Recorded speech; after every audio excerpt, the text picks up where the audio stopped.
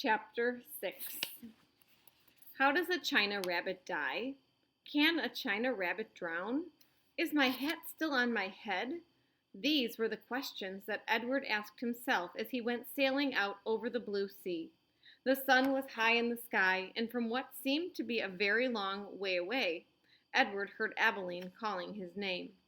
"Edward!" she shouted. "Come back!" Come back? Of all the ridiculous things to shout, thought Edward. As he tumbled, ears over tail through the air, he managed to catch one last glimpse of Abilene. She was standing on the deck of the ship, holding on to the railing with one hand. In her other hand was a lamp. No, it was a ball of fire. No, Edward realized it was his gold pocket watch that Abilene held in her hand. She was holding it up high, and it was reflecting the light of the sun. My pocket watch, he thought. I need that. And then Abilene disappeared from view, and the rabbit hit the water with such tremendous force that his hat blew off his head. That answers that question, thought Edward as he watched the hat dance away on the wind. And then he began to sink. He sank and sank and sank. He kept his eyes open the whole time. Not because he was brave, but because he had no choice. His painted-on eyes witnessed the blue water turning to green and then to blue again. They watched as it finally became as black as night. Edward went down and down. He said to himself, "If I am going to drown, certainly I would have done so by now." Far above him, the ocean liner, with Abilene aboard it, sailed blithely on it. And the China rabbit landed, finally on the ocean floor, face down, and there, with his head in the muck, he experienced his first genuine and true emotion. Edward Tulane was afraid. Chapter 7. He told himself that certainly Abilene would come and find him. This, Edward thought, is much like waiting for Abilene to come home from school. I will pretend that I am in the dining room of the house on Egypt Street, waiting for the little hand to move to the 3 and the big hand to land on the 12. If only I had my watch, then I would know for sure. But it doesn't matter. She will be here soon, very soon. Hours passed, and then days, and weeks, and months. Abilene did not come. Edward, for lack of anything better to do, began to think. He thought about the stars. He remembered what they looked like from his bedroom window. What made them shine so brightly, he wondered, and were they still shining somewhere even though he could not see them? Never in my life, he thought, have I been farther away from the stars than I am now. He considered, too, the fate of the beautiful princess who had become a warthog. Why had she become a warthog? Because the ugly witch turned her into one. That was why. And then the rabbit thought about Pellegrina.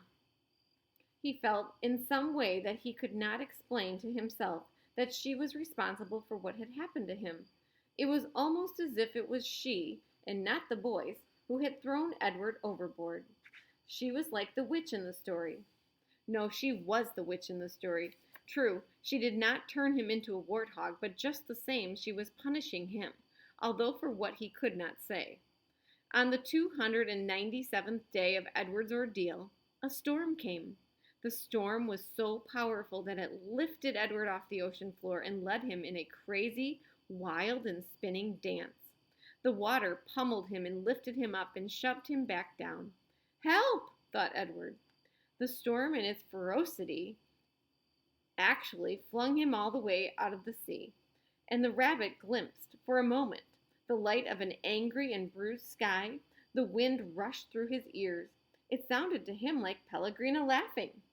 But before he had time to appreciate being above water, he was tossed back down into the depths. Up and down, back and forth he went until the storm wore itself out, and Edward saw that he was beginning again his slow descent to the ocean floor. Okay, help me, he thought. I can't go back there. Help me. But still, down he went.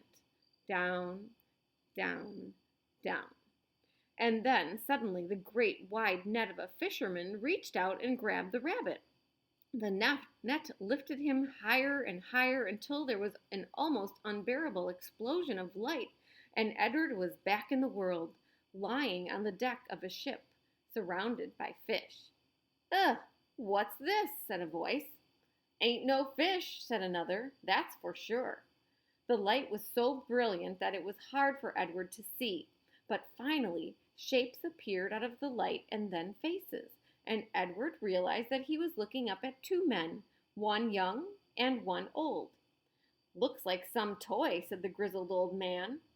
He bent and picked Edward up and held him by his front paws, considering him. A rabbit, I reckon. It's got whiskers and rabbit ears, or the shape of rabbit ears at least. Yeah, sure, a rabbit toy, said the younger man, and he turned away. I'll take it home to Nellie. Let her fix it up and set it to it rights. Give it to some child. The old man placed Edward carefully on the crate, positioning him so that he was sitting up and could look out at the sea. Edward appreciated the courtesy of this small gesture, but he was heartily sick of the ocean and would have been satisfied never to set eyes on it again. There you go, said the old man.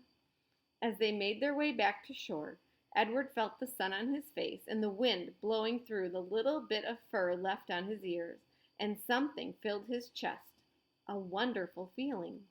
He was glad to be alive. Look at that rabbit, the old man said. Looks like it's enjoying the ride, don't it? Yep, said the young man.